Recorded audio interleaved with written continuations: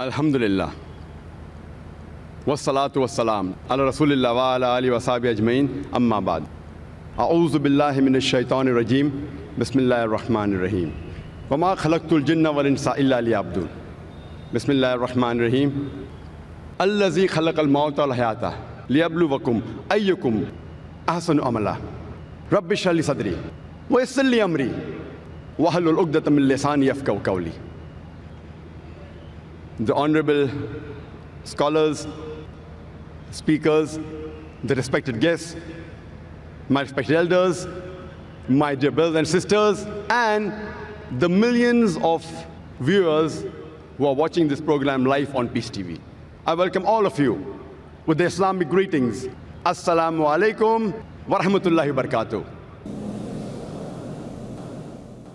May peace, mercy, and blessings of Allah subhanahu wa ta'ala, of Almighty God, be on all of you. The topic of this last lecture, of the last session, of the last day of the 10-day International Islamic Conference, Peace, the Solution for Humanity, is what is the purpose of our life? How many of us have really ever thought in their life what is the purpose of our life? How many of us have ever thought what is the purpose of our existence? What are we doing here? Why are we here? Let us start analyzing right from here itself. I request all the people in the audience, all of you, if you have ever thought in your life, what is the purpose of your life, please raise your hand. I would like to know amongst the audience, how many of you have ever thought in your life, what is the purpose of your life? Fine, maybe I can see 10, 50, maybe 100 hands. An audience of more than 100,000. That is less than 0.1%. Some may have felt shy to raise their hand. So surely I can say less than 1% of the human beings have ever thought in their life, what is the purpose of our life? Is it required that should we know what is the purpose of our life? To help you, let me give you an example. Once a man, when he was traveling, and when he came at a crossroad, he asked the passerby, where does this road lead to? The passerby asked him, where do you want to go? The man replied, anywhere. The passerby answered, then take any road, it will make no difference. Imagine that traveler, he had no goal. Whatever actions he did, whatever deeds he did, it made no difference because he wanted to go anywhere. And many of us are leading our life in the same way. Let me give you one more example. Imagine there is a builder who starts constructing his building, and he lays the foundation and he digs a big hole for the foundation. And when you ask him, how many stories is your building going to be? He says, I don't know.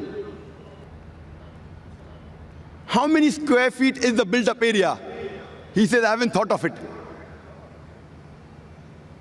The builder has got no goal at all. Once there was a man who told his neighbor, your dog always chases vehicles and cars. I wonder, will your dog ever catch up with any car? The neighbor replied, I don't wonder whether he'll catch up or not. I wonder if my dog catches up with the car, what will he do? The man who asked him, will the dog ever catch up with the car? He's short-sighted. The neighbor who was the owner of the dog, he was far-sighted. Even if he caught up with the car, what will he do? What is the purpose of his goal? And unfortunately, many of us, we are leading our lives same fashion, just like the dogs. You know, people do graduation, and you ask them, why are you doing graduation? And they don't know the reason. Just because they want to be a graduate. What will you do after you finish your graduation? I haven't thought of it yet. Most of us are leading our lives like the traveler or like the dog who's chasing cars, absolutely without a purpose. Many of us, we copy goals of others without scrutinizing it. When we ask a student, why are you doing commerce? So he will reply, because my friend is doing commerce.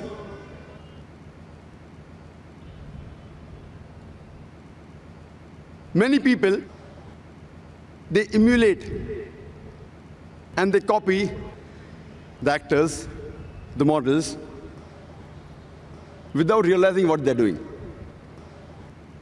Once a person comes from the village to Bombay to become a millionaire. And when the question was asked to him, why have you come to Bombay? So he gives a reply that I have seen Amitabh Bachchan in the Hindi movie. He's a pauper, he comes to Bombay and he becomes a multi-millionaire overnight.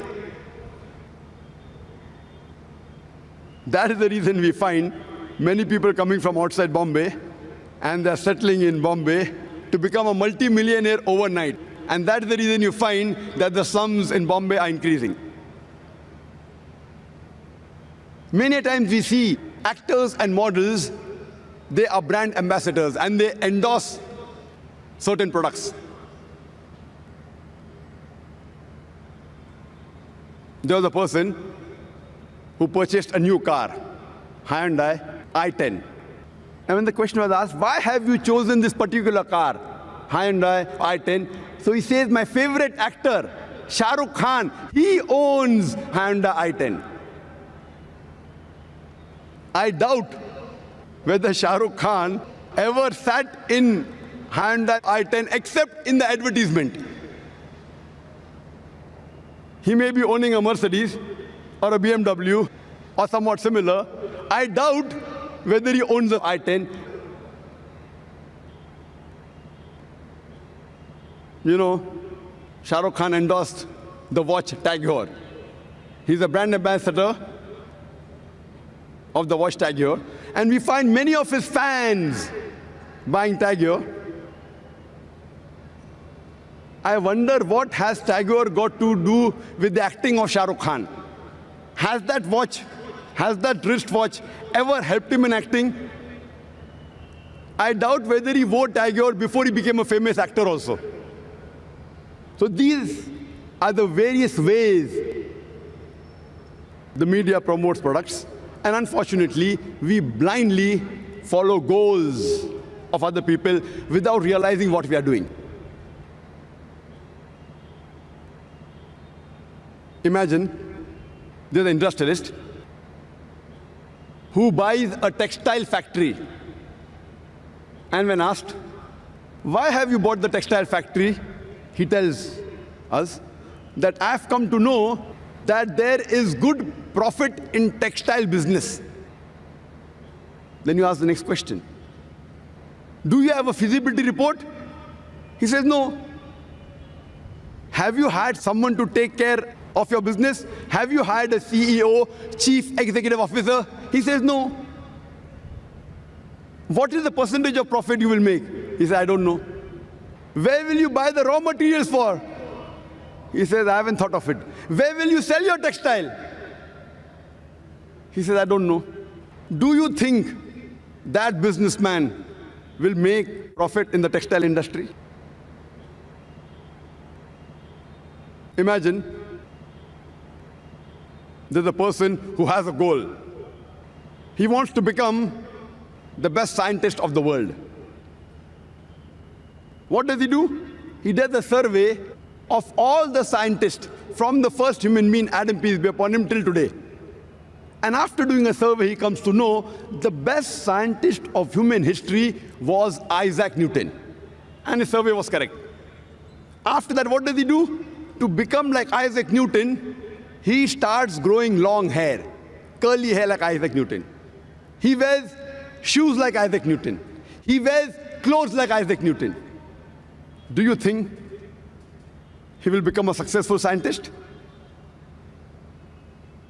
Such people have a goal, but the planning is wrong. They have a planning. They did a survey of the scientists, but the planning is wrong.